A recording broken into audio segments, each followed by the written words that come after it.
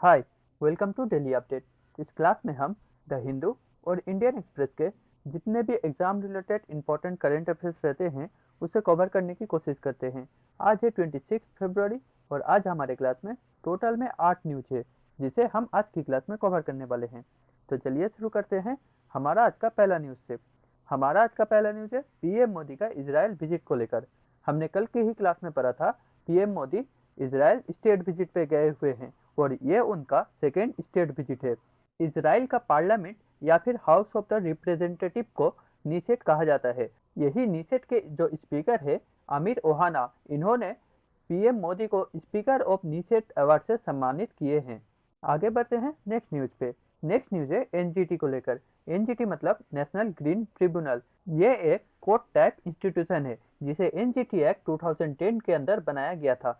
जितने भी climate related problem रहते हैं या फिर केस रहते हैं उन्हें इसी एनजीटी के अंदर से या फिर एनजीटी के द्वारा सॉल्व किए जाते हैं।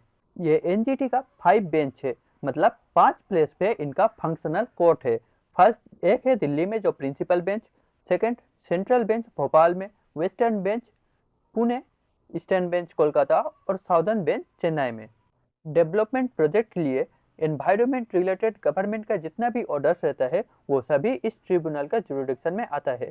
यहाँ तक कि अगर कोई भी प्रोजेक्ट एनवायरमेंट प्रोटेक्शन एक्ट 1986 और फॉरेस्ट कंजर्वेशन एक्ट 1980 के अंदर से एनवायरमेंटल क्लियरेंस हासिल कर भी ले तो वो भी या फिर वो डेवलपमेंट प्रोजेक्ट भी इस ट्रिब्यूनल का जुरिडिक्शन में आ जाता है रिव्यू के लिए।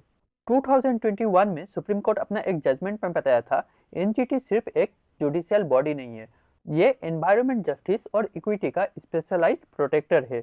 इसी में एक डाटा दिया हुआ है डेवलपमेंटल प्रोजेक्ट के लिए गवर्नमेंट के द्वारा जो एनवायरमेंट क्लियरेंस दिया जाता है उनके अगेंस्ट 2020 से लेकर 2025 तक में टोटल 329 अपील्स फाइल किया गया है, जिनमें से सिर्फ 20% केस यानी कि 65 केसेस में एनजीटी अपील के फेवर में वर्डिक्ट जारी किए हैं। और अगर 2024 से लेकर 25 तक देखा जाए तो वो सिर्फ 7% है।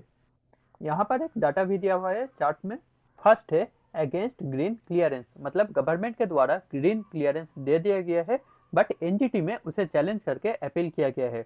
2025 में 115 केसेस में अपील किया गया है और सिर्फ 2 ही केस ऐसा था जिसने एनजीटी ने रिलीफ दिया है, मतलब 2 अपील के फेवर में वर्डिक्ट दिया है।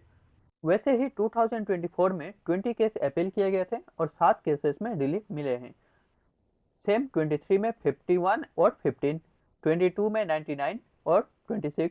वैसे ही टोटल इन 6 सालों में 329 केसेस अपील किए गए हैं और सिर्फ 65 केसेस को फेवर में वर्डिक्ट सुनाया गया है।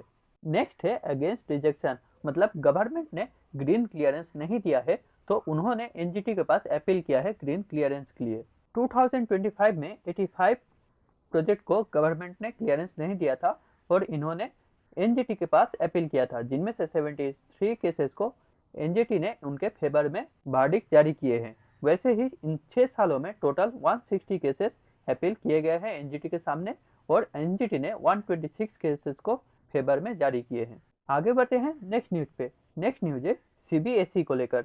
इसमें बताया जा रहा है 2026-27 एकेडमिक सेशन से सीबीएसई 3 लैंग्वेज फॉर्मूला इंप्लीमेंट करने वाली है। ये 3 लैंग्वेज फॉर्मूला रिकमेंड किया गया है एनईपी मतलब नेशनल एजुकेशन पॉलिसी 2020 और national curriculum framework for school education 2023 के द्वारा। इसमें 2 इंडियन नेटिव लैंग्वेज रहेगा और एक इंग्लिश लैंग्वेज रहेगा जिसे फॉरेन लैंग्वेज के रूप में माना जाएगा। और ये 3 लैंग्वेज फॉर्मूला क्लास 6 के स्टूडेंट से ही स्टार्ट कर दिया जाएगा। 2031 में जो बोर्ड का एग्जाम होगा उसमें 3rd लैंग्वेज का भी एक रिटन टेस्ट देना पड़ेगा। आगे बढ़ते हैं नेक्स्ट न्यूज पे। नेक्स्ट न्यूज है यूपी को लेकर। यूपी के सीएम 2 दिन के सिंगापुर विजिट पे थे और अब वे जापान के विजिट स्टार्ट किए हैं।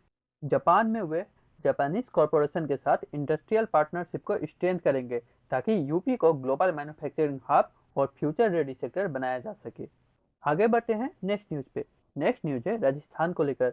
राजस्थान कैबिनेट ने अभी एक 30 साल पुराना राजस्थान पंचायती राज एक्ट 1994 और राजस्थान म्यूनिसिपैलिटीज एक्ट 2009 को स्क्रैप कर दिए हैं।